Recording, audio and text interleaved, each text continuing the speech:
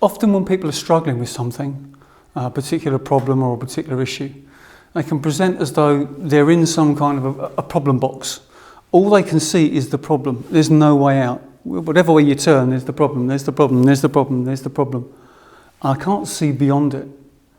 People are kind of trapped, and sometimes their way of thinking traps them. They can't find the resources which actually they've got to enable them to escape. So our task, if you like, is to help support them to open that box. Sometimes just a little, but sometimes maybe we can help them to break it apart completely. So how is it that we'd look to do that? Well, fundamentally what we want to support somebody in doing is to recognise that they have actually got resources. Resources which, in the box, they don't feel they have. Maybe they've never realised they've got them. Maybe they knew, but they've just become somehow detached because the problem is just so overwhelming. I can't do this. I'm never going to be able to do this. I'll never be able to finish any of this. I'm useless. My boss is going to sack me because I'm no good. I'm no good to my family. I'm not worth anything. Can't see beyond that. Others of us can see that they've got skills, they've got qualities. There are things that they could do. But when you're in that box, it's a tough old place. So how do we begin to open that box? Push it open a little bit? Well, we can do so by using our language in a way that's perhaps skillful and with intention. That's aimed at challenging the sense of powerlessness that the person inside the box tends to feel. A very simple way just to start that is to reflect on the fact that they can do stuff. They have succeeded in things before. So you might say to them, look, I know that this is really difficult. I know that you can see no way out, that this is no good, you can't do it at all. And yet, there are times, there are things in the past that you have done that you thought you couldn't do. Aren't there? Now, how do I know the answer to that is yes? Well, that's because all of us have overcome things in the past that perhaps at the time we thought we couldn't do.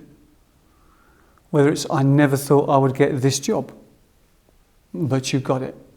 I never thought that I would have a relationship. You've got one. I never thought that I would be able to finish my exams. Well, you did, and there'll be many things that we wanted to do that we didn't succeed in, but there will be plenty that we thought we couldn't succeed in, but we actually did. All of us have succeeded. All of us have got to a point where we are now, and to have got to this point, we had to succeed. So just tapping into that, what we might call a universal experience. There are things that you have done before that at the time you thought you couldn't, but you overcame those, didn't you? And nod as you say it, because yes, you did. Now, does overcoming something in the past mean you're going to overcome this? Not necessarily, but it starts to open that sense of, okay, maybe I'm not as completely powerless or completely useless as I thought. And it maybe is a chink of light in the lid of the box. And knowing that there are some things that you did that you thought you weren't going to be able to do, it's got to tell you that you're able to overcome challenges. So I wonder, what is it you'd need in order to overcome this one? What is it you'd need in order to be able to see that perhaps there are some things you can do, that maybe this problem isn't quite as overwhelming as you've experienced it up until now? Shifting that sense of possibility. So what resources would you need? What is it you'd need to help you to open that box a bit more, to see things a bit differently? I wonder what they would be. What resources would they be? And you can begin to tease out of somebody, once you've got that sense of, well, just maybe, even just maybe, there's a different way of experiencing this. Then there becomes possibility, and then we can tease that out and explore that. Now, we can use our language to also work with space. Now, what I mean by this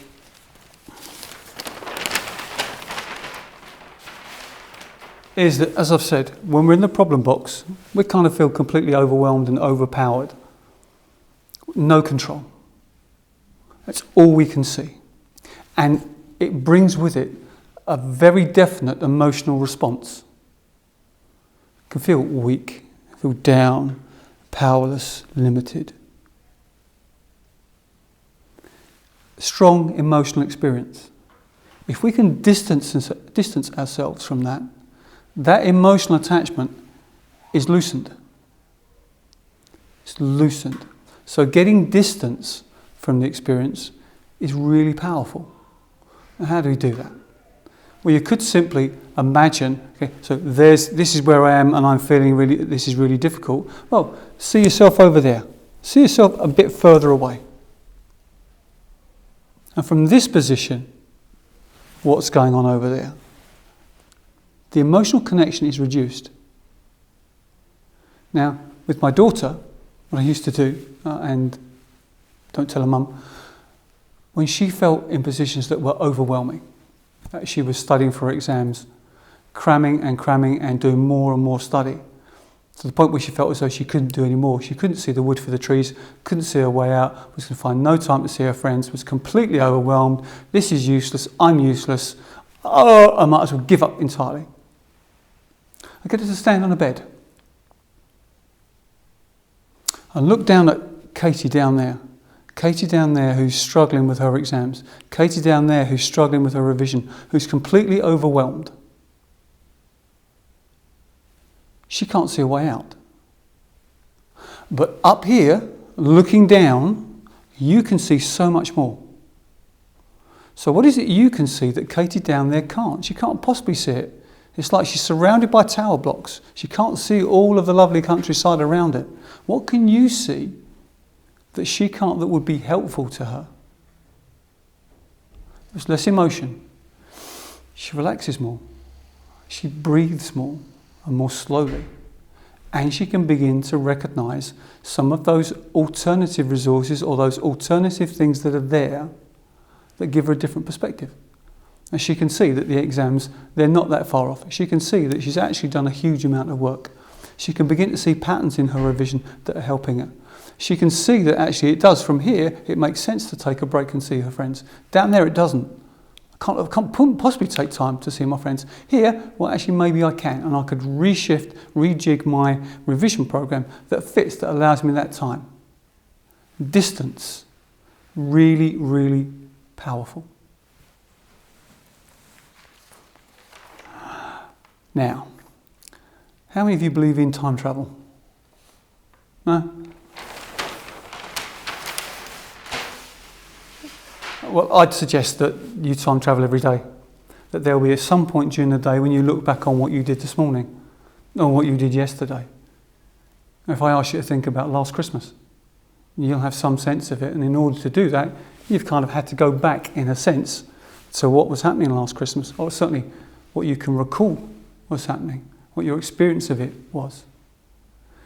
Or I might ask you, what is it you're doing at the weekend?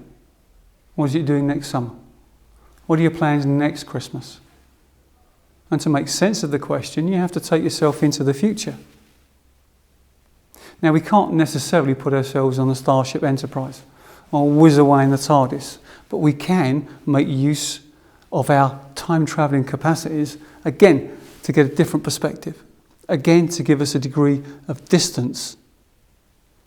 So it could be that with my daughter, carry on with the same analogy, you're in the box and you're really struggling. What would happen if you went, how far do you want to go? 2 weeks until after the next exam? 6 weeks until after all the exams are finished? 8 weeks until you're on your holiday? 2 years' time until you've finished another lot of qualifications and you're off into the world of work and doing what it is you want to do with your life and your career? How far do you want to go? Choose that point. Well, maybe it's the holiday. You've finished all your exams and you're away with your friends. Take yourself there now and then looking from that position, what's it like when you're on holiday with your friends? What's going on? What do you see? What do you hear? What do you feel? And from this position, what is it you want to say back to Katie back there? Katie, who is struggling, who can't see the wood for the trees. What is it you know that she doesn't? What is it you need to share with her, or you can share with her, that will be helpful? And again, That distance offers a newer perspective. Time travelling to the future. Or we could be someone who is perhaps another resource. Just take a different perspective. Someone who you love and you care about, but who you know loves and cares about you, and who knows you intimately. They know every single secret you've got. They know everything you've ever done. They know all the good about you, and they know all the silly things and naughty things and bad things that you might have done. They know who you truly are. But fundamentally, they care about you. In the situation you're in, what would they say? What help and advice would they give? Now, when I'm in the box, I can't access any of that. All I can see is the problem. By shifting out and taking that perspective, a different perspective, suddenly a whole realm of new resources and perspectives arrive.